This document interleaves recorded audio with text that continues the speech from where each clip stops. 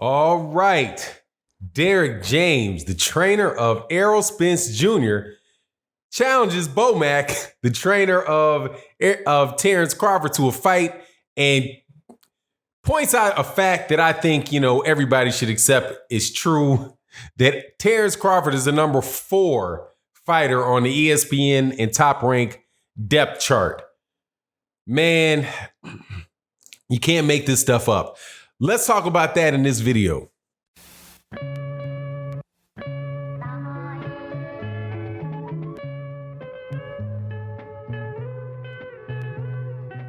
All right, welcome back to the channel, subscribers. If you're not subscribed, I hope that you accept my invitation to subscribe and also hit the bell icon. Now, I also want to thank everybody that watches the videos all the way through to the end. You guys are terrific supporters. Even if you don't agree with me, we at least get to have good conversations in the comment section about what was actually said, because the title, you only get 100 characters, doesn't always necessarily clearly communicate what it is my point is. So I hope you'll do that, and then we can talk about, and you can give me your opinion in the comment section. Also, thank you to everybody that supports in the live streams Monday through Friday, Sunday morning OG Boxing Talk with myself, Blood Boxing, KQKC Boxing, and Curtis Anderson. And thank you to everybody that supports over on Patreon. Let's, for non-business and politics, let's get into this. Derek James is the trainer for Errol Spence Jr., the IBF champion, who's going into a fight with Sean Porter this weekend, the WBC welterweight champion. The winner of that fight will be a unified champion in the welterweight division. Most people believe that's going to be Errol Spence Jr., but of course there's Sean Porter, and Sean Porter is a dog. Sean Porter, hey man, this is it's not a pushover. This is going to be a good fight. This is going to be an intense fight. I'm buying it on pay-per-view. I'm going to be covering it live on a live stream, not showing footage, but just, talking about the fight, covering the fight with subscribers that like to do that with me for big fights. Hope you guys will attend. But what I'm going to talk about is the aftermath of this fight, because the biggest fight in the welterweight division, or the fight that gets the most talk, is the Errol Spence Jr. versus Terence Crawford fight. So after a very heated press conference, Derek James said some things that I have to talk about, man, because Derek James, the more Errol Spence has championship fights, I think the more Derek James is showing his personality.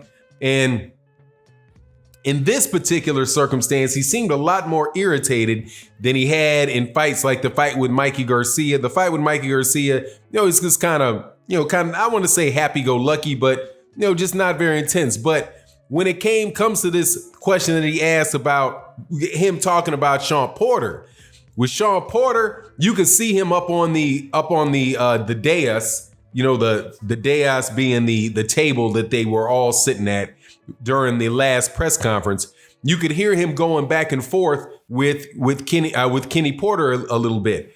And Kenny Porter, who is Sean Porter's father and Sean Porter's trainer, had said some things about Errol Spence, about how he trained Errol Spence, and seemed like he might be trying to take a little credit for the development of Errol Spence. And you could see that Derek James was, kind of hot and going back, and those guys were all kind of going back and forth with each other with some real serious, with some serious heat behind their voice.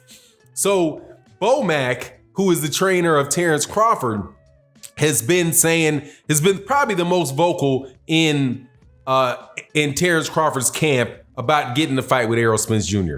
And I mean the most vocal, more vocal than Bob Arum, more authentic than Bob Arum, more intense than Terence Crawford himself. And so Bomac, and there was this conversation went back about, whose trainer could beat whose trainer. And Derek James was like, look, man, if KSI and Paul Logan can fight and they can do a fight and they're not real boxers, hey, there ain't nothing wrong with us getting into the ring and duking it out. So he's like, look, man, I'm 47. He's 53. Hey, man, we're somewhere in the same weight class. And his face kind of like, yeah. I was like, nah, dude, you ain't within 100 pounds Nah, dude, Derrick James is not within 150 pounds of Bomac, but hey man, we got people in our families that they got, kind of the big man thing. But I thought that was funny. But the thing that he said that really resonated with me, and I thought was, he actually added on to what I had thought about what was going on with Terence Crawford and ESPN. Now, I've gotten a lot of pushback on my channel when I say these things. So when I'm saying this, I want you to understand that I'm not defending. I'm not going to defend the idea that one fighter shouldn't fight another because one fighter does not have a big enough profile, right? I'm not saying that. I would, in a utopian world, the way that I would like it to be, I would like for the best fighter to fight the best fighter, period. Get the fight on. Let's see what's going on. That's what I would like. So when I say and make an observation about what I see and the likelihood of what I see taking place, it's not that I want that to be the case. I'm just telling you that it is the case. And sometimes in life, that somebody came to my page and said, hey, Fanon, how can you support this? And my answer to them is, look, man, the president that we have in office right now, I don't want him to be there. But, I would be kind of foolish if I didn't admit that he was the actual president, right? I don't want him to be, but he is. And and really in life, you're better off dealing with what is versus what you want to be. So in this particular case, I don't want Terence Crawford to be the number 4 guy on the depth chart of ESPN and Top Rank, behind Vasily Lomachenko, behind Tyson Fury, and behind Jose Ramirez. Now, when he said that Jose Ramirez was getting more publicity and more push than Terence Crawford, I thought to myself, is that true? And I think it might be. He said, Derrick James said, look, just think, how many times have you seen Terence Crawford at a football game? Now, granted that Fox televises NFL football games and ESPN's on Errol Spence Jr. is on a network that features the NFL, but there are plenty of sports that ESPN has basketball, ESPN has college football, ESPN has First Take, ESPN has all kind of stuff, 24 hours sports. And I've not seen Terence Crawford covered like any of the other definitely not like Errol Spence Jr. has been pushed on Fox, and the amount of money that Fox is willing to invest in Errol Spence Jr. to continue to get his name out there and make him a centerpiece, a center attraction on that network. Fox Sports, between Errol Spence Jr. and now we'll see what goes on with Deontay Wilder, which is an entirely different subject, right? There are people in the comment sections of my videos saying that the reason Deontay Wilder is going to Fox is because because he's a failure. No, friend, no. Fox is much bigger than Showtime. Fox has a much bigger budget than Showtime. Fox is in 4 or 5 times as many homes as Showtime. If Fox was able to sign a fighter, even if it's one fight away from Showtime, it's because they think that they want to invest in him and they think that they can really build him. That's not been the case with ESPN and Terence Crawford. And when Derrick James says, why should we be the one promoting him? He did a pay-per-view. You did a 98,000 buys on a pay-per-view. You go to a stadium and you can't say you're not selling. You're selling 10, 11,000 people come to see you fight.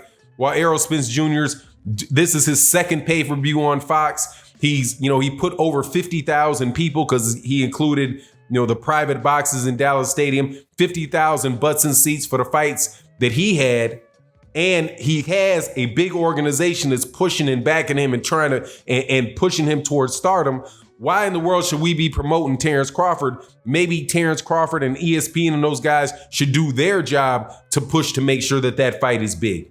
What he's implying is instead of piggybacking on the work that Errol Spence Jr.'s team and Fox and the PBC are doing. And I think that that's a fair assessment.